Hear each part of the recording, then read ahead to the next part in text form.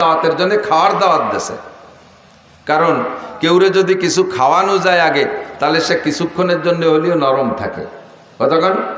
চার দোকানে বসে আপনি যদি কে চা খান, তাহলে সে যতক্ষণ ওই জায়গায় কে টাকার চা আপনি খান, সে যতক্ষণ কথা কবে উল্টো পাল্টা করলে আপনার তার বিরোধিতা করতে বাধা দিতে একটু বিবেকে বাধা দেয়।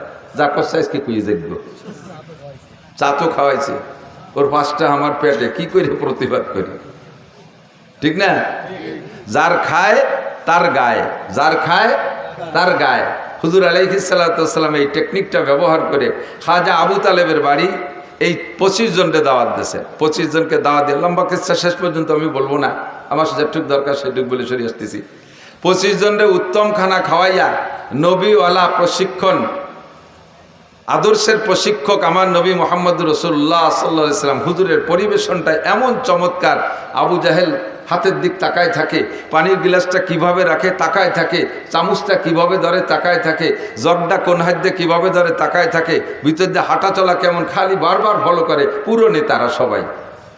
তো এই 25 জনের দুপুরবেলা কায়দা মতো নবী নিজ হাতে খাওয়াইয়া এরপরে রুদ্ধদ্বারে ঘর বন্ধ করে, আর কেউ নেই ভিতরে, সব নেতারাই বলতেছেন আনা কাইফা মিনকুম, আমার মুরব্বীরা, আমি আপনাদের ভিতরে 40টি বছর শিশুকাল থেকে নেই 40 বছর বয়স পর্যন্ত চলে আসলাম, আমি আপনাদের থেকে একটা সার্টিফিকেট চাই, একটা সার্টিফিকেট চাই। বলেন কি সার্টিফিকেট? হুজুর বললেন মেলা কিছু না, আমার একটা চারিত্রিক সার্টিফিকেট লাগবে। আনা কাইফা মিনকুম, আমি আপনাদের সন্তানদের মধ্যে কেমন সন্তান একটু বলবেন। আমি কি চোর? আমি কি লুচ্চা? আমি কি বাটপার? আমি কি ধোকাবাজ? আমি কি মিথ্যাবাদী? আমি কি সিটার? আমি কি মদখোর? আমি কি গাঁজাখোর? আমি কি ব্যভিচার? আমি কি জালেম? আমি কি অত্যাচারী? আমি কি লুটতারাজ করি? আমি কি টনমন মারিয়ে খাই? আমি কি দেশের সম্পদ আর এক দেশে নিয়ে স্তূপ করি?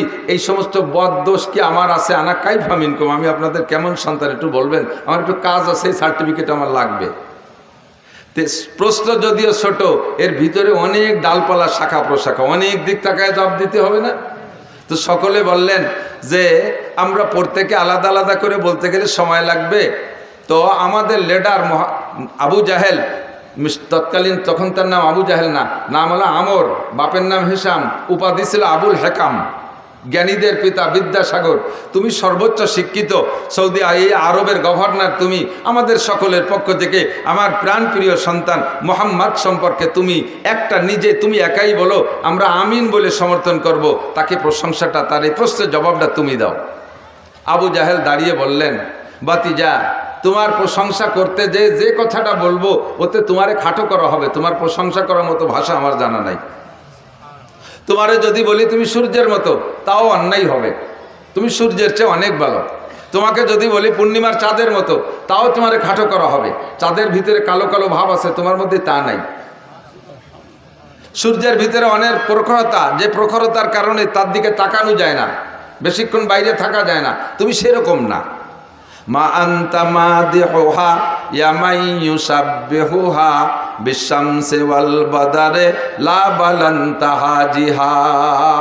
সূর্যের সাথে যদি তুলনা করি তাও তোমারে খাটো করা হবে, চন্দ্রের সাথে যদি তুলনা করি তাও তোমাকে খাটো করা হবে, তোমার প্রশংসা করার মতো কোনো ভাষা আমার জানা নাই। তারপরও যেহেতু জানতে চেয়েছো, মুরব্বীরা আমাকে দায়িত্ব দিয়েছে, সংক্ষেপ ভাষায় সংক্ষিপ্ত ভাষায় তোমার প্রশংসা আমার জবানে এতটুক না করে পারি না। আমার জানা মতে, আমার শিক্ষা দীক্ষা মতে, আমি যা লেখাপড়া করেছি তার ভিতরে আমি খুঁজে যা পেয়েছি, আদম আলাইহিস সালাম থেকে নিয়ে আজকে পর্যন্ত পৃথিবীতে তোমার মতো সুসন্তান, তোমার মতো পূর্ণাঙ্গ সন্তান জন্ম নেয় নাই। আমি আর একটু আগে বেড়ে ভবিষ্যৎবাণীও দিতে পারি, আমার বিশ্বাস তোমার মতো পূর্ণাঙ্গ সন্তান কিয়ামত পর্যন্ত আর জন্ম নেবে না।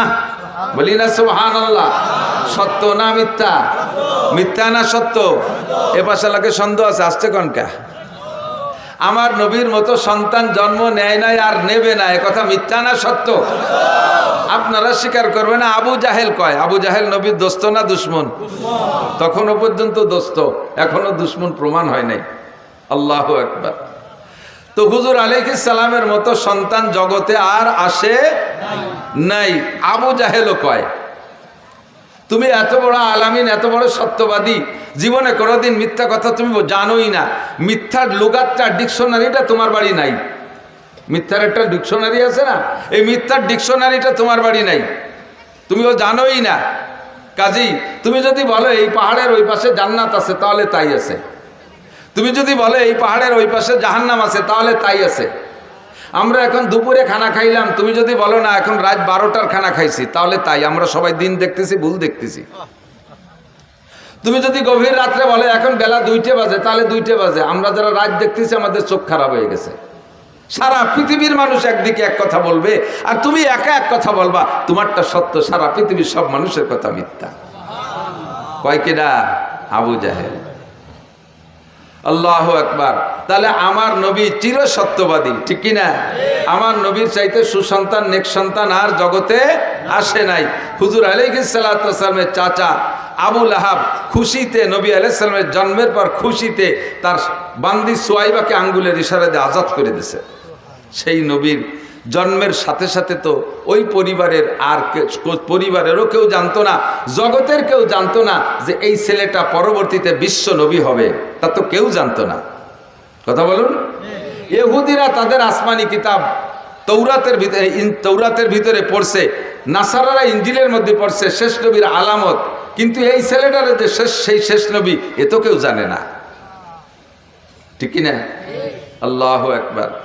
কিন্তু পরবর্তীতে ধীরে ধীরে যখন বড় হইয়া নবী হইলেন, তখন তো সারা পৃথিবীর সবাই জেনে গেছে, সারা পৃথিবীর সবাই জেনে গেছে। এর কারণে নবী আলাইহিস সালাতু ওয়াস সালামের জন্মের তারিখটা নিয়েও সন্দেহ। সে সময় তো আর জন্ম নিবন্ধন হতো না, আইডি কার্ড হতো না। হুজুর আলাইহিস সালাতু ওয়াস সালাম এত বড় নবী হবে পরিবারের সদস্য কেউ জানতেন না। আর বাপ হিসাব রাখবে, বাপ মারা গেছে, উনি মায়ের গর্ভে থাকতে। এর জন্য জন্ম তারিখ নিয়ে অনেক সন্দেহ আছে, আকপাস আছে, ইখতিলাফ, মতানৈক্য আছে। বেশিরভাগ ঐতিহাসিকদের মতামত 8ই রবিউল আউয়াল নবী আলাইহিস সালামের জন্ম। তবে নবী পাকের ইন্তেকাল 12ই রবিউল আউয়াল, এর মধ্যে কোনো সন্দেহ নাই। এটা সে সময় 1.25 লক্ষ সাহাবাত উপস্থিত, লক্ষ লক্ষ মানুষ শিক্ষিত সে সময় হুজুরের উপস্থিত, হুজুরের ইন্তেকালের সময়। আল্লাহু আকবার। এজন্য নবীর জন্মে যে কয়জন খুশি ছিল, নবীর ইন্তেকালে তার চাইতে হাজার হাজার গুণ বেশি মানুষ দুঃখিত। আর এখন 200 কোটি মুসলমান আমরা দুনিয়ায় আছি, আমার নবীর ইন্তেকালের খবরে আমরা সকলেই দুঃখিত। এই মাসটা নবীর জন্ম, এই মাসে নবী পাক সাল্লাল্লাহু আলাইহি সাল্লামের মৃত্যু এবং ইন্তেকাল। শোক ও আনন্দ বিজড়িত মাসের শেষ দিকে এসে আল্লাহ পাক আমাদেরকে কিছু আলোচনা করা শোনার তৌফিক দান করেছেন, এর জন্য শুকর আদায় করি আলহামদুলিল্লাহ। আমরা লম্বা চওড়া করে সময় পাই না আলোচনা করতে। হুজুরের জন্ম বৃত্তান্ত আলোচনার নাম হলো মিলাদুন নবী। বলেন, জন্ম বৃত্তান্ত আলোচনার নাম কি? মিলাদুন নবী। তো আমরা মিলাদ পড়ি, শর্টে মিলাদ পড়ি, শর্টে মিলাদ পড়ি। একখান নতুন ঘর দিলি হুজুরকে ডেকে নিয়ে এসে মিলাদ পড়াইতে, দোকান দিলি হুজুরকে ডেকে নিয়ে এসে মিলাদ পড়াইতে, একটা গাড়ি কিনলে হুজুরকে দিয়ে দোয়া করাই, মিলাদ দেয়াই। এরপরে নতুন ফসল আসলে বাড়ি হুজুরকে দিয়ে মিলাদ দেয়, ইত্যাদি ইত্যাদি। শুভ লগ্নে আমরা মিলাদ দেয়, মিলাদ দেই না? কিন্তু মিলাদ মানে হুজুরের জন্ম বৃত্তান্ত কিসসা। এই যতটুক টাইমের ভিতরে হুজুররা মিলাদ পড়িয়ে দেয়, ওতে কি হুজুরের গোটা জীবনী আলোচনা করা সম্ভব? আদৌ সম্ভব না। এটা হলো শর্ট মিলাদ। এটা কি মিলাদ? শর্ট মিলাদ। এটা শর্ট মিলাদ। যেমন সূরা ইউসুফ, ইউসুফ নামে একটা সূরা আছে না কোরআন শরীফের ভিতরে? সূরা ইউসুফ মোটামুটি লম্বা একটা সূরা, যার ভিতরে ইউসুফ আলাইহিস সালামের বিস্তার কাহিনী আছে। এই যুবকরা, ছাত্ররা সবাই লক্ষ্য করবে। ইউসুফ আলাইহিস সালামের লম্বা কিসসা, পূর্ণাঙ্গ একটা কিসসা আল্লাহ তাআলা এক জায়গা এক ইউসুফ আলাইহিস সালামের কিসসা ছাড়া আর কোনো কিসসা একভাবে বর্ণনা করেন নাই। যার কারণে কিসসাটা বয়ান করে আল্লাহও খুব পছন্দ করছেন কিসসাটা। সূরার শুরুতেই বলছে আহসানাল কাসাস, আমি তোমাদের সামনে উত্তম অনেক সুন্দর একটা কিসসা বর্ণনা করতে চাইতেছি। আহসানাল কাসাস, যত কিসসা আছে দুনিয়ায় এই সমস্ত কিসসার ভিতরে কিসসাটা অনেক সুন্দর। আল্লাহ বলে আলোচনা করলেন লম্বা কিসসা। এ যদি আমি বলি 4-5 দিন লাগবে আপনাদের শুনতে, এবং আয়াত ধরে ধরে কোরআন শরীফ দেখে দেখে তর্জমা করে। আরে আল্লাহ, কোরআন শরীফ দুটি এরপর পাও লাগতেছে যে কোরআন শরীফ দুটি নিয়ে যান। কিন্তু কোরআন এই সূরা ইউসুফের লম্বা সূরা ইউসুফের আলোচনার সার সংক্ষেপ একটা তাফসীর আছে, একেবারে 2 কথার ভিতরে। 2 কথার ভিতরে ইউসুফ আলাইহিস সালামের তাফসীর। ফার্সিতে কয় পীরে মর্দ, পেশারে বুদ, গমসুদ, বাজিয়াব। উলামায়ে কিরাম যারা তারা টের পাইছে। পীরে মর্দ, পেশারে বুদ, গমসুদ, বাজিয়াব সূরা ইউসুফের কিস্সা শেষ। কি কইল ফার্সিতে? কই মিশরে এক বুড়ো ছিল, তার একটা ছেলে ছিল, কিছুদিন আড়াই গেল, পরে আবার ফিরে পালো। বোঝেন নাই কথা? পুরো সূরা ইউসুফের সারাংশ এই চার কথা। মিশরে এক বুড়ো ছিল, তার একটা ছেলে ছিল, মাঝে কিছুদিন হারাই গেল, শেষমেশ আবার ফিরে পাইল। এই না সূরা ইউসুফ? এলো শর্ট মিলান। আমরা দোকানপাটে বৈশা ওয়ালাম্মা তাম্মা হামলুহু ইত্যাদি কই একটা শর্ট মিলাদ পড়ি। মৌলিকভাবে নবী আলাইহিস সালাতু ওয়াস সালামের মিলাদ যদি পড়তে হয় তাহলে মাসের পর মাস লাগবে। আমার মনে হয় কমপক্ষে 30 বছর লাগবে।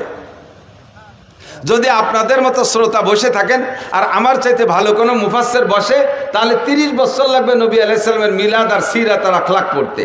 কারণ সিদ্দিক আয়েশা রাদিয়াল্লাহু তাআলা আনহাকে হযরত ওমর ইবনে খাত্তাব রাদিয়াল্লাহু তাআলা আনহু একবার জিজ্ঞাসা করেছেন, ইয়া উম্মুল মুমিনিন কাইফা কানা খুলুকু রাসূলিল্লাহি সাল্লাল্লাহু আলাইহি ওয়াসাল্লাম। ও মা আয়েশা, তুমি বলতে পারো নবী আলাইহিস সালামের আখলাক, চরিত্র, সিরাত, স্বভাব, জন্ম ইত্যাদি সব মিলাইয়া নবী আলাইহিস সালামের স্বভাব চরিত্র কেমন ছিল? আয়েশার কাছে ওমর জিজ্ঞেস করে। বলেন কার কাছে? কে? আয়েশার কাছে ওমর জিজ্ঞেস করে। ওমর কে আর আয়েশা কে? ওমর ইসলাম গ্রহণ করেছে আয়েশা রাদিয়াল্লাহু তাআলা আনহার জন্মের 5 বছর আগে। আয়েশার জন্মের 5 বছর আগে ওমর মুসলমান। আয়েশার বয়স টোটাল যখন 18, তখন নবী ইন্তেকাল করেছেন। আর নবী নবুয়তি পার 23 বছর পরে ইন্তেকাল করেছেন। তাহলে আয়েশার বয়স জন্মের আগে 5 বছর আগে হযরত ওমর মুসলমান। এবং হযরত ওমর কি 3rd ক্লাস বা 200-500 নম্বরের সিরিয়ালের মুসলমান, নাকি রোল নাম্বার 1-2 এর মধ্যে আছে? 1-2 এর মধ্যে না। 1 নম্বর আবু বকর, 2 নম্বরে ওমর। এবং ওমর সম্পর্কে হুজুর বলেন, লাউ কানা বাদি নবিয়ান লাকানা ওমর।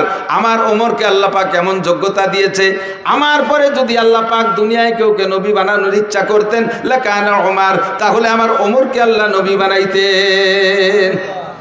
এত যোগ্য মানুষ, অর্ধপৃষ্ঠি পৃথিবীর প্রেসিডেন্ট, শরিয়াত, মারেফাত, হাকিকাত, তরিকাত কোনো কিছু ওমরের জানতে বাকি ছিল না।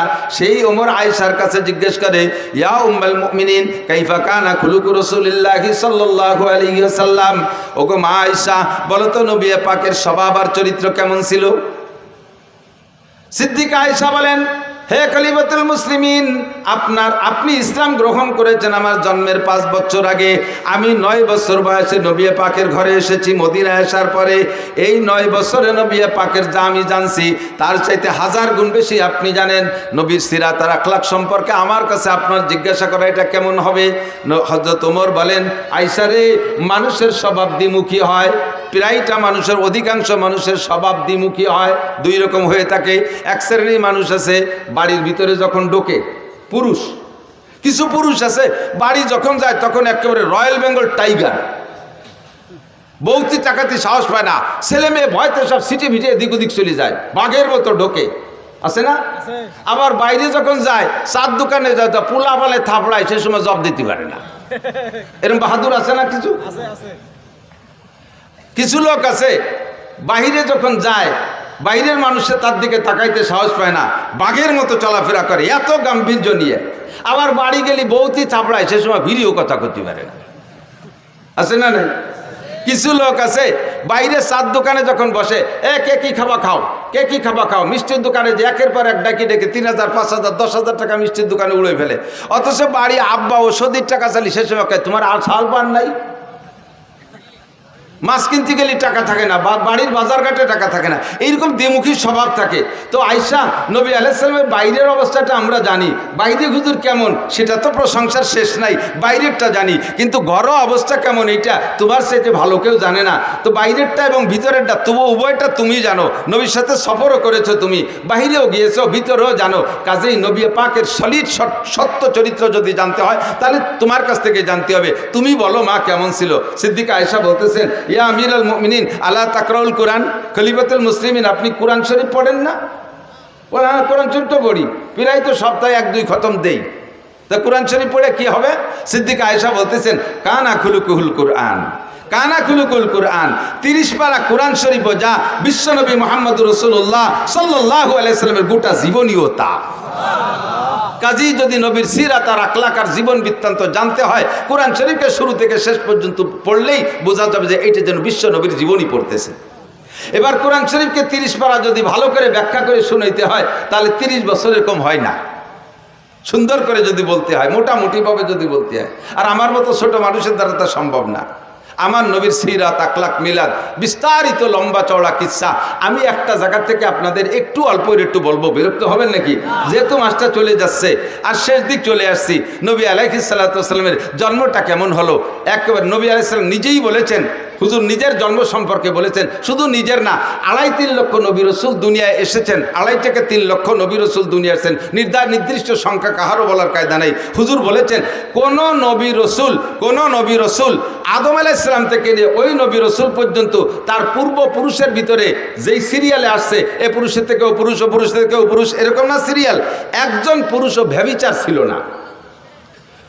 যেই মহিলাদের মাধ্যম দিয়ে উনি দুনিয়া আসছেন ওই নবী রসুল, একজন মহিলা ব্যভিচারিণী ছিল না, একজন মহিলা জেনা করে নাই, একজন পুরুষও ব্যভিচার চরিত্রহীন ছিল না। অন্যভাবে কাফের থাকতে পারে, মুশরিক থাকতে পারে, বেঈমান থাকতে পারে, কিন্তু চরিত্রের এই নোংরামিটা আসে নাই। একটা পবিত্র আত্মার মাধ্যম দিয়ে সমস্ত নবী রসুলগুলো দুনিয়া এসেছেন। তন্মধ্যে সবচাইতে নির্ভেজাল একেবারে নির্দ্বিধায় বলা যায় আমার নবী সাল্লাল্লাহু আলাইহি সাল্লাম আদম আলাইহিস সালাম থেকে নিয়ে জন্ম পর্যন্ত এই মাঝে যতশো পুরুষ চলে গেছে, একটা পুরুষও চরিত্রহীন ছিল না, একটা নারীও চরিত্রহীন ছিল না। কথা বলেন ঠিক কি ঠিক না? নবী নিজেই দাবি করেছেন, কাজে এখানে আমার আর অভিযোগের কিছু থাকে। শেষ ফিনিশিং আইসা যেই 4 জন লাস্ট পুরুষ, এই 4 জনের থেকে শুরু করি। তার আগে একটু বলা লাগে হুজুরের নূরে নবুয়তি, বলেন নূরে নবুয়তি, কথাটা একটু বুঝতে হবে। নূরে নবুয়তি, নবী কিন্তু মানুষ। নবী মানুষ না জিন? জিন না মানুষ? ফেরেশতা না মানুষ? নবী আল্লাহ না মানুষ? নবী খালেক না মখলুক? মখলুক মানে সৃষ্টি, খালেক মানে সৃষ্টিকর্তা। নবী কি সৃষ্টিকর্তা? নবী কি খালেক? নবী কি রজ্জাক? নবী আমাদের মতো মানুষ, পার্থক্য এতটুক। আমিও মানুষ, ডক্টর ইউনুসও মানুষ। এ গ্রামে ইউনুস নামের কেউ থাকতে পারে? আছে না নাই? তাহলে এই ইউনুস আর ডক্টর ইউনুস, ওনার নাম ইউনুস বলে আপনি ওনারে সরাইতে সেই চেয়ারে বসে দেন গে, ঠেলা কারে পায়। ওই ইউনুসটাও যাই দিয়ে বানাইছে, এই ইউনুসটাও তাই দিয়ে বানাইছে। পার্থক্য আছে ভিতরে অনেক কিছু, ঠিক না? হাসিনা নামে টুঙ্গিপাড়া বহুত মহিলা আছে না নাই? যে এই হাসিনা আর শেখ হাসিনা কি এক হাসিনা? খালেদা নামে বাংলাদেশে আরো মহিলা আছে না নাই? এই খালেদা আর ওই খালেদা কি এক খালেদা? মানুষ হিসেবে আমি আর নবী আলাইহিস সালাতু ওয়াস সালামে একই ম্যাটেরিয়াল দিয়ে তৈরি, কিন্তু আমার ভিতরে নূর ও নবুয়তি নাই। আমাকে আল্লাহ ওহী দেয় নাই, আমার কাছে জিবরাইল আসে না। নবী পাককে আল্লাহ তাআলা এই মাটির মানুষটাকে নূরে হিদায়াত দিয়া, নূরে নবুয়ত দিয়া, নূরে কোরআন দিয়ে আল্লাহ তাআলা তাকে সারা বিশ্বের শ্রেষ্ঠ মানুষে পরিণত করেছে। ঠিক কি ঠিক না? এই যে লাইটটা বানাইছে কি দিয়ে? কাঁচের বডি না? হতে পারে কাঁচ, নাকি ইদানিং তো প্লাস্টিক চলতেছে, কাঁচই ধরেন, খেয়াল করেন, কাঁচের বডি, ঠিক না? এখন ওর মধ্যে লাইট যাওয়ার কারণে ওইটার নাম হয়ে গেছে কি? এই যে কাঁচ দিয়ে বানানো যে রডের মতো, এটার নাম কি? কাঁচ না লাইট? কাঁচ না লাইট? টিউবলাইট না? টিউবলাইট। বোঝেন নাই কথা? টিউবলাইট না? এই লাইটটা যদি কাইটে যায়, এখন ওটার মূল বডি তো বানানো কি দিয়ে? কাঁচ দিয়ে। এখন কি আপনি আপনার ছেলেরে বলবেন যে বাজারে তো এখন লাঠি কাজ কিনে নিয়ে আয়, এখন লাঠি কাজ কিনে নিয়ে আয়, তাই বলবেন? কি বলবেন? একটা লাইট কিনে নিয়ে আয়, তাই বলবেন, ঠিক না? মূলত লাইট হলো আলো, ভিতরের টুক আলো, বডিটা কিসের? কাছের না? আমার নবীকে আল্লাহ তাআলা মাটি দিয়ে বানাইয়া গোটা আদম জাতিকে দামি বানাই ফেলাইছে। নবী পাক মাটির মানুষ, ভিতরে নূরের লাইট, হিদায়াতের নূর, নবুয়তের নূর, কোরআনের নূর ঢুকাই দিয়া তাকে নূরের নবী বানাই দিয়েছে। কন্যা সুবহানাল্লাহ, ঠিক কিনা? এই নূরের আগমন শুরু হয়েছে কোন জায়গার থেকে? শেষ জামানায় হযরত ইব্রাহিম আলাইহিস সালামের ছেলে ইসমাইল থেকে শুরু হয়েছে। ইসমাইল আলাইহিস সালামের ভিতরে আল্লাহ তাআলা আমাদের নবীর আগমন উপলক্ষে এই নূরে নবুয়তিটা ফোকাস দিয়ে দিয়েছে। ইব্রাহিম আলাইহিস সালামের 2 ছেলে ইসহাক আর ইসমাইল। ইসহাক আলাইহিস সালামের বংশে বহু নবী, মুসা আলাইহিস সালাম, ঈসা আলাইহিস সালাম, দাউদ আলাইহিস সালাম, সুলাইমান আলাইহিস সালাম, তারপরে ইউসুফ আলাইহিস সালাম, এরকম হাজার হাজার নবী, লক্ষ লক্ষ নবী ইসহাক আলাইহিস সালামের বংশ জন্ম নিয়েছে। আর ইসমাইল আলাইহিস সালামের বংশে মাঝে কোনো নবী আছে কিনা তা আমার ভালো জানা নাই, তবে শেষ নবী একজনই শ্রেষ্ঠ নবী, মুহাম্মদ রাসূলুল্লাহ সাল্লাল্লাহু আলাইহি সাল্লাম।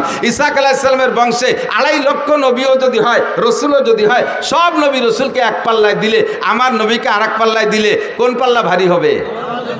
ভয় পাচ্ছেন? কোনো নবীরে খাটো করছি না, নবীরা তো অনেক উপরের। তারপরে আল্লাহ তাআলা যদি আমাদের নবীকে দামি বানাইছে, বা দেখো দা বুজুর্গ তুই কিসসা মুক্তাসার, আল্লাহর পরে এই জগতে সবচাইতে দামি আমাদের নবী মুহাম্মদুর রাসূলুল্লাহ সাল্লাল্লাহু আলাইহি ওয়াসাল্লাম। কথা বলুন ঠিক কি ঠিক না? ইসমাইল আলাইহিস সালামের বংশে জন্ম নিয়েছে আমাদের নবী। আস্তে আস্তে আস্তে আস্তে ইসমাইল আলাইহিস সালাম থেকে নিয়ে প্রায় 30 পুরুষ পরে আইসা হুজুরের আব্বাজি আব্দুল্লাহ রাদিয়াল্লাহু তাআলা আনহু, হুজুরের তাওই দাদার বাপের নাম কি? দাদার বাপরে কি কয় আমাদের দেশে? তাওই। তাওই কয় না, দাদার বাপ তাওই বাপ, বুড়ো বাবা কয়। দাদির মারে বুড়ো মা, নানির মারে বুড়ো মা অথবা মাওই। তো হুজুরের আব্বা আব্দুল্লাহ, হুজুরের দাদার নাম হুজুর, তো হুজুরের আব্বা আব্দুল্লাহ, হুজুরের দাদার নাম আব্দুল মুত্তালিব বলে জানি। আর আব্দুল মুত্তালিবের বাপের নাম হাশেম। নাম কি? এই হাশেম হুজুরের চতুর্থ পুরুষ, হুজুর থেকে নিয়ে চতুর্থ পুরুষ। এত সুদর্শন, এত হ্যান্ডসাম পুরুষ ছিলেন, আল্লাহু আকবার। কুরাইশদের নেতা ছিলেন, মক্কার নেতা ছিলেন, কাবাঘরের জিম্মাদারি উনার হাতে ছিল। ইয়াং মানুষ, যুবক মানুষ। আল্লাহ, মক্কায় থাকতে উনার আরো কয়েকটা বিবাহ ছিল, সে সময় ততাধিক বিয়ে, এখনো তো সৌদি আরবওয়ালারা অনেক অনেক বিয়ে করে। তো উনার আরো বিবাহ ছিল, আরো সন্তানও ছিল। এই মক্কায় উনার স্ত্রী পরিবার পরিজন রেখে উনি গাজায়, ফিলিস্তিনের যে গাজা না বর্তমানে গাজা, এই গাজায় উনি ব্যবসার নিয়েতে মদিনা হয়ে গাজার দিকে রওনা দিয়েছে। তো মদিনায় যাওয়ার পরে মদিনার বাজারে যখন উনি ঢুকছে, তখন মদিনার বাজার দিয়ে দেখতেছে সব কিছু, তার মধ্যে দেখে পর্দা ভূষিত তো নেই, সবই বেপর্দা। এই বেপর্দার ভিতর দিয়ে একটা মহিলাকে দেখলেন, তার চাল চলন, উঠা বসা, হাঁটা, তার কথাবার্তা একটু ব্যতিক্রম, অত্যন্ত শালীন, অত্যন্ত ভদ্র, দারুণ নম্র, একটু লাজুক লাজুক মনে হচ্ছে, অত্যন্ত রূপসী সুন্দরী। এই মেয়েটাকে দেখিয়া হাশেমের নজর পড়ছে।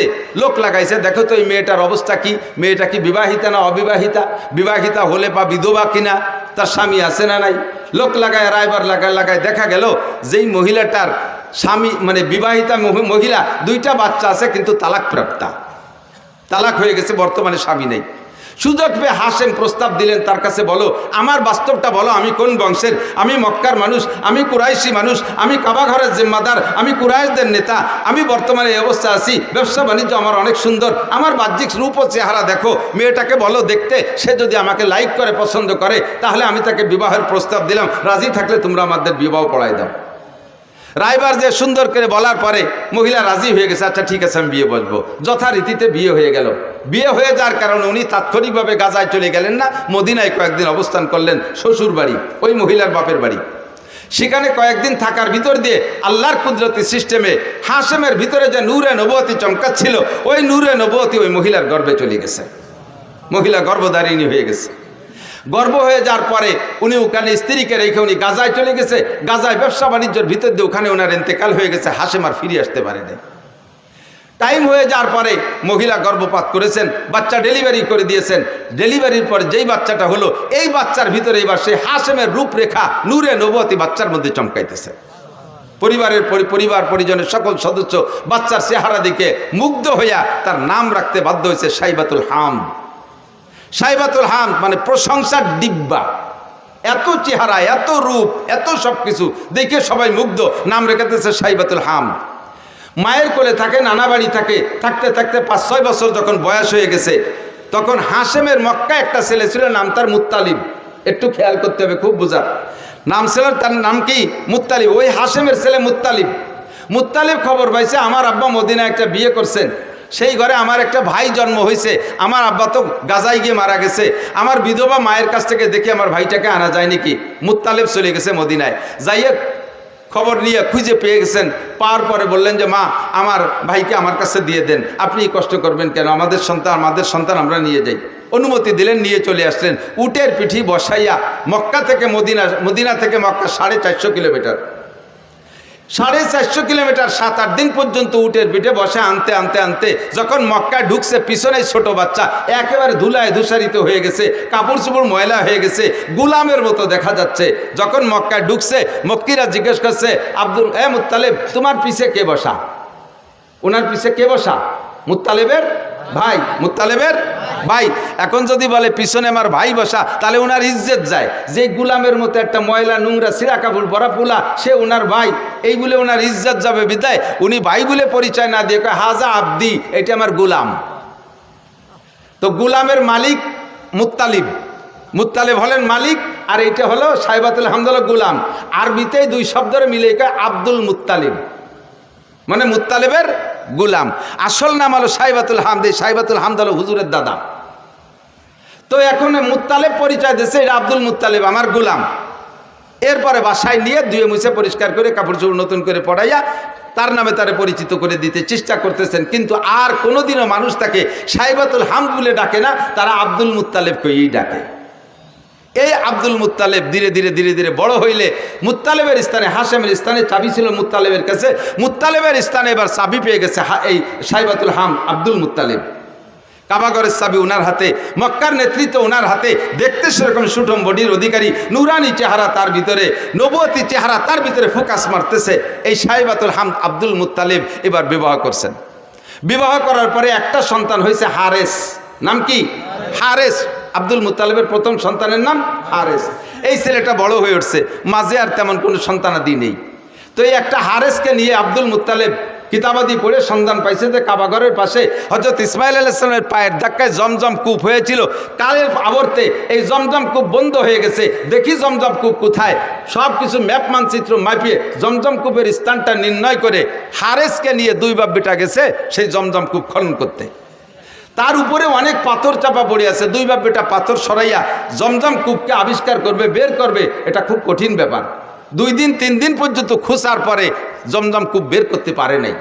একটা সন্তান, তো আমাদের দেশে সুখী সন্তান, এক সন্তানের আব্বা বহুত আছেন না? ছেলে হোক মেয়ে হোক কয়টা? একটা অথবা 1.5টা অথবা 2টা। 1.5টা মানে ঠ্যাং একখান নাই, হাত একখান নাই, আজকন পঙ্গু হয়েছে, আর একটা পুরো সুখী সংসার। এবার আমরা অত্যন্ত খুশি। একটা ছেলে একটা মেয়ে, জায়গা জমি বহুত কিছু আছে, ব্যবসা বাণিজ্য আছে, বড় আনন্দিত। তবে এক সন্তানের বাপ হওয়া অতটা সুখের বিষয় না। সময় সময় এক সন্তানের বাপ মহা বিপদেও পড়ে যায়। কথা বল না কেন? যেই বিপদে পড়ে আব্দুল মুত্তালিব আল্লাহর কাছে মান্নত মানছে। আমাদের দেশের বিপদ কি? আপনার পাশের বাড়িওয়ালা যদি থাকে, পাশের বাড়ি আপনার এক স্বাস্থ্য বাড়ি যদি 7টা ছেলে হয়, 7 ছেলের বাপ, তাহলে যেই বাপের 7টা ছেলে একবারে ঝাঁকা মারিয়ে তাগড়া জুয়ন হয়ে ওঠে, 80 বছরে বাপেরও ফিরে যৌবন ফিরে আসে ছেলেদের শক্তির সাথে সাথে। এরা 8 বাপ বেটা লাইঠেল। আর আপনারা সুখী সংসার 2 বাপ বেটা, সুখী সংসার 2 বাপ বেটা, আর ছেলে মেয়ে নেন নাই। আর উনরা 8 বাপ বেটা, আটখানিক জায়গা নিয়ে পাশের বাড়ি এলাকার সাথে যদি গন্ডগোল লেগে যায়, 2 বাপ বেটা 8 বাপ বেটার সাথে যদি লেগে যায়, এই সুখী সংসার ওই 8 বাপ বেটার সাথে অসুখী সংসারের সাথে যদি পিঠে পিঠি লাগে, মায়ের কারা খাবে? সুখী সংসার মায়ের খেয়ে শুয়ে যাবে না? কথা কয় না? 2 বাপ বেটারে বাল হইয়া 8 বাপ বেটা একেবারে দোড়া চাপের মতো টান টানের রাস্তায় শোয়াইতেছে, পুরো মারিয়ে ফেলে নাই, মরে নাই। তো বুড়ো এই 80 বছর বয়সে সুখী সংসারের বুড়ো মায়ের খাইয়ে টান টান হইয়া এখন লম্বা লম্বা হাই ছাড়ে। আর যদি 2 সাইডে থাকতো তাহলে এরকম জোড়া বাড়ি খাতাম না। আর 2 সাইডে থাকলি জোড়া বাড়ি খাইতাম না।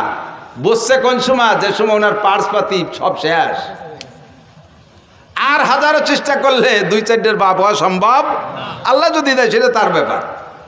অসময় আছে তুমি সুখী সংসারে দুঃখী সংসারে অনুভব করতে পারছো।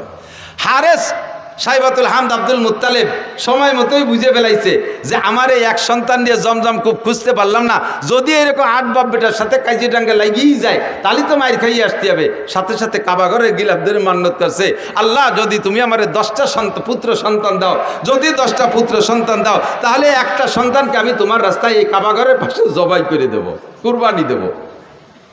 কি এই সামান্যতের মান্যত চিনতে হতে পারেন? উনার জন্য এই মান্যত পুরো করা ওয়াজিব, কিন্তু এমন মান্যত যদি এই সমাজে কেউ করেন, এই মান্যত পুরো করা ওয়াজিব না। অনেকে মানে, মারা বিশেষ করে মারা মান্যত মানে, সন্তান যদি অসুস্থ হয়ে পড়ে কয় আল্লাহ যদি তুমি আমার বাবারে বাঁচাও, আল্লাহ আমার বাবার রোগ আমারে দিয়ে আমার বাবারে সুস্থ করে, এরকম কেন মারা? নিজের রোগ, বাবার সন্তানের রোগ আমারে দিয়ে আমার বাবারে বাঁচাও, আমার হায়াত তারে দিয়ে আমার বাবারে বাঁচাও। যদি আমার বাবা বেঁচে যায়, আমার সন্তান যদি বেঁচে যায়, তাহলে আমি জীবিত অবস্থায় 7 দিন কবরে থাকবো। খাইয়ে দেখছো কিরম ঠেক? এরকম মান্যতের মশালা আমার কাছে আসে, মিথ্যে কথা বলতেছি না, এই কত যে আসে মাঝে মাঝে উদ্ভট মানে এই মান্যতের কথা। একজনে মান্যত মানছে, হুজুর আমি নিয়ত করছি কাবা ঘরে একটা হেরিকেন দেব। কাবা ঘরে গেছি মানে হেরিকেন লাগাই কোন জায়গা? বাঙালি হেরিকেন কাবা ঘরে চলে? এ মান্যত মানছে, জানি কি এরবে? এরকম কঠিন কঠিন প্রশ্ন। 7 দিন কবরে তাজা অবস্থায় থাকবো, থেকে দেখছেন একদিন? আরে মরার পরে একদিন থাকবো কিভাবে, সেই চিন্তায় ঘুম হয় না। মরার পরে কিভাবে কবরে থাকবো একদিন, সেই প্রথম রাতটা নিয়েই চিন্তা। কবরের প্রথম দিন, মার রব্বুকা মা দীনুকা ওমান হাযার রাজুলুল্লাযী বুইসা ফীকুম। 3টা প্রশ্নের জবাব আমাকে কবরে থেকে দিতে হবে। 3টা প্রশ্ন হবে আমার জন্য, আমার সামনে। এই 3 প্রশ্নের জবাব না দিতে পারলে আমার খবর আছে। ওই রাতটা, ওই দিনটা, প্রথম দিন কবরের ওই সময়টা নিয়ে চিন্তা করে, তাই রাতে বিছানায় পিঠ দিয়ে ঘুম আসে না টেনশনে। যারা চিন্তা করে, কথা কন না, ঠিক ঠিক না? যাদের মধ্যে চিন্তা আছে তারা ভয় পায়। আর তাজা 7 দিন কবরে থাকবা, এইরকম মান্যত যদি কেউ মানে, এই মান্যত পুরো করা লাগবে না, তার তওবা করে কিছু সদকা আল্লাহর রাস্তায় দিয়ে দিলে হবে। কিন্তু আব্দুল মুত্তালিবের মান্যত পুরো করা লাগবে, সাইবাতুল হামদের মান্যত পুরো করা লাগবে। 10টা পুত্র সন্তানের দোয়া করেছে আল্লাহর কাছে, আল্লাহ যদি 10টা পুত্র সন্তান দাও, একটাকে আমি তোমার রাস্তায় কুরবানি করে দেব। আল্লাহ টপ টপ করে একের পর এক 10টা পুত্র সন্তান দিয়ে দেছে। জমজম খুব খনন করতে সন্তান লাগবে, এই জন্য 10টা সন্তান চাইছে। কয় বাব্বিটা মিলিয়ে এবার জমজম খুব আবিষ্কার করেও ফেলাইছে। এখন সন্তানরে কুরবানি দাও, কোনটারে কুরবানি দেবে? ভাগ্যক্রমে আস্তে আস্তে 10 নম্বর সন্তান আব্দুল্লাহর ভিতরে, ওই সাইবাতুল হামদের মধ্য থেকে, এতদিন অন্য কোনো সন্তানের ভিতরে প্রকাশ পায় নাই, আব্দুল্লাহর ভিতরে নূরে নবুয়তি চমকাইছে। 10টার ভিতরে এবার যেটা সবচাইতে সুদর্শন চেহারাওয়ালা, তারে কি হাতে ধরে জবাই দিতে মনে কয়? চাইতেছে যে ঘুরে ফিরে অন্য একটারে, যেটা বুসা টুসা একটু কালা টালা আছে, ওর একটারে মারি দিয়েছে মান্যত পুরো করে। কিন্তু তবুও তো সন্তান, তবুও কোনোভাবে কি আব্বা জবাই দেওয়া সম্ভব? কিন্তু মান্যত করছে, আল্লাহর অর্ডার পূরণ করতেই হবে। এখন কারে জবাই দেবে কোনো নির্ধারিত করে না যে 8 নম্বর ডানা, 6 নম্বর ডানা, 1 নম্বর ডানা, 10 নম্বর ডা। কাজেই একটারে বের করতে লটারি লাগবে। এবার একের থেকে হারেস থেকে নিয়ে লটারি করা শুরু করছে। যে কয়বার লটারি করছে 3 বার, প্রত্যেকবার আব্দুল্লাহর নাম আসে। যেটারে সবচেয়ে ভালোবাসে, যারে বাঁচায় রাখার জন্য লটারির পদ্ধতিতে গেলেন, সেইটার নামই আসে বারবার।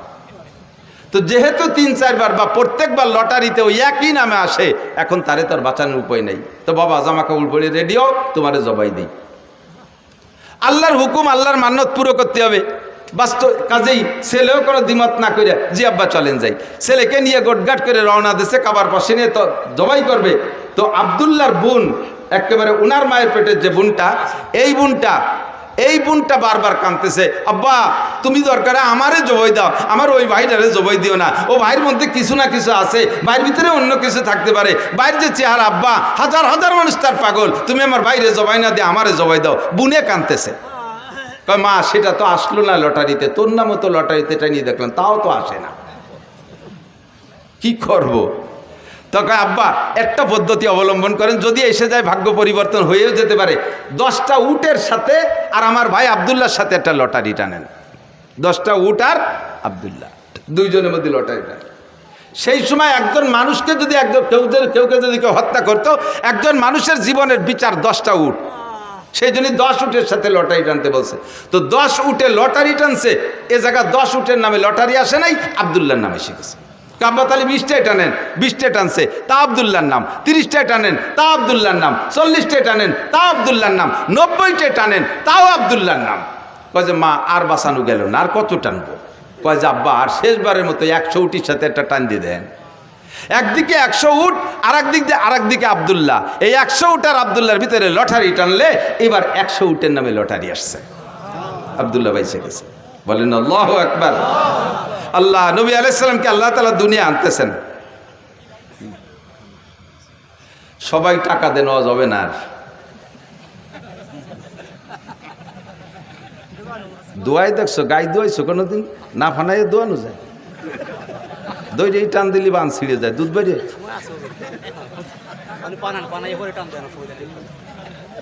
আল্লাহ একটু মিলাদ পড়ি নি, মানুষ কয় যে কওমি হুজুরা মিলাদ পড়ে না, তাই মিলাদ পড়া শুরু হচ্ছে, তার মধ্যে এসে বাবা ঠেলি দিয়েছে না বাবা।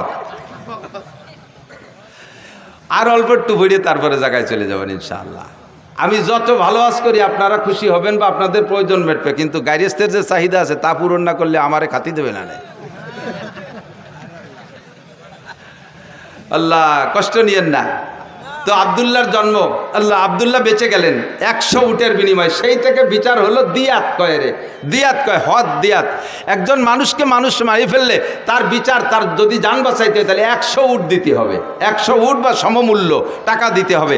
তাহলে একজন মানুষের হত্যার বিচার এই উটের সম্পদে অর্থের মাধ্যমে মীমাংসা হয়ে যাবে। সেই থেকে 100 উট জারি হয়ে গেছে। কোরআনের বিচারে এখনও তাই, সে বিচার হুজুরও জারি রাখছে যে একজন মানুষের হত্যার বিচার হবে 100 উট। তো খাজা আব্দুল্লাহ বেঁচে গেলেন। এবার আব্দুল্লাহর ভিতরে নূরে নবুয়তি চমকাইতেছে। যেদিকে যায় সেদিকে মানুষ আব্দুল্লাহর দিকে তাকায় থাকে, যেদিকে যায় সেদিকে নারীর আব্দুল্লাহর দিকে তাকায় থাকে। এবার এই করতে করতে ধীরে ধীরে আব্দুল্লাহর বয়স হয়ে গেছে, বিয়ের বয়স হয়ে গেছে। আব্দুল্লাহকে বিয়ে দেওয়ার জন্য আব্দুল্লাহর বাপ আরও সবাই মিলে চেষ্টা করতেছে, মাইয়ে খুঁজতেছে। খুঁজতে খুঁজতে আব্দে মুনাফের একটা মেয়ে, মেয়েটা বড় রূপসী, মেয়েটির নাম আমেনা, মেয়েটির নাম আমেনা। এই রায়বারের মাধ্যমে ঘটকালি করে সেই বাড়ি বিবাহের উদ্দেশ্যে আব্দুল্লাহকে নিয়ে চলতেছে।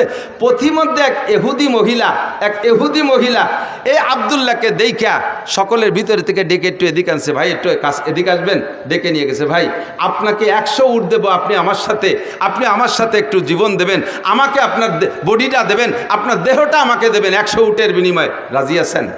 আব্দুল্লাহ বলতেছে, সাবধান, আর কখনো ফার্দার এমন চরিত্র নষ্ট হওয়ার কথা বলবা না। আমি জীবনে কোনোদিন আমার চরিত্রে একটা তিল পরিমাণ দাগ লাগাইতে দেই নেই, আমার পূর্বপুরুষের ভিতরে এই বদনাম নাই, আর তুমি এমন নোংরা প্রস্তাব দিচ্ছ আমাকে। ধমক দেশে মহিলা ভয়তে কথা বলে নাই, কিন্তু মহিলার উদ্দেশ্য খারাপ ছিল না, তার উদ্দেশ্য অন্যভাবে ছিল ভালো। এবার আব্দুল্লাহ চলে গেছেন বিবাহের অনুষ্ঠানে, শ্বশুরবাড়ি চলে গেছে, বিয়ে হয়ে গেছে। আমেনাকে নিয়ে 3টি রাত সেখানে রাত যাপন করে তারপরে যখন ফিরে আসতেছে, ওই ইহুদি মহিলার বাড়ির কাছে আসলে এবার ইহুদি মহিলা আবারও আব্দুল্লাহকে ডেকে বলছে, ও ভাই এদিকে আসো, তুমি কোথায় গেছিলে? অমুক জায়গা গেছিলাম। কি কারণে? বিয়ে করতে গেছিলাম। বিয়ে করছেন? বলে জি করছি। স্ত্রীর সাথে রাত যাপন করেছেন? বলে জি তা করেছি। সব আপনার চেহারায় ফুটে উঠতেছে, যেই নূর নিয়ে আপনি এখান দিয়ে গিয়েছিলেন সেই নূর আর এখন এদিকে আসে নাই, আপনার সেই চেহারা নাই, আপনার সেই নূরানি চেহারা কোনো না কোনো নারীর গর্ভের ভিতরে রয়ে গেছে। যেই গর্বের ভিতরে রয়ে গেছে সেই গর্বের সন্তানটা মুহাম্মদুর রাসূলুল্লাহ সাল্লাল্লাহু আলাইহি ওয়াসাল্লাম, নবী পাকের মিলাদ। এরপরে মহিলা বলতেছে, আল্লাহে আমি আপনার সাথে চরিত্র নষ্ট করার কোনো প্রস্তাব দিয়েছিলাম না, আমি 100 উটের জন্য দিতে চেয়েছিলাম। আপনার ভিতরে আখিরি নবী মুহাম্মদুর রাসূলুল্লাহ সাল্লাল্লাহু আলাইহি ওয়াসাল্লামের নমুনা আমি দেখতেছিলাম। আমার মনে আশা ছিল যে সেই নূরটা আমার গর্বে আসতো, আপনি যদি আমার সাথে বিবাহে রাজি হতেন তাহলে আমার দেন মোহরের দাবি ছেড়ে দিয়ে আপনাকে আমি 100 উট দিতাম, ওই নূরটা আমার পেটে নেওয়ার জন্য। যেহেতু এখন অন্য জায়গায় চলে গেছে, এখন আপনাকে আমি একটি পয়সার বিনিময়েও আপনাকে আমি বিয়ে করতে রাজি না।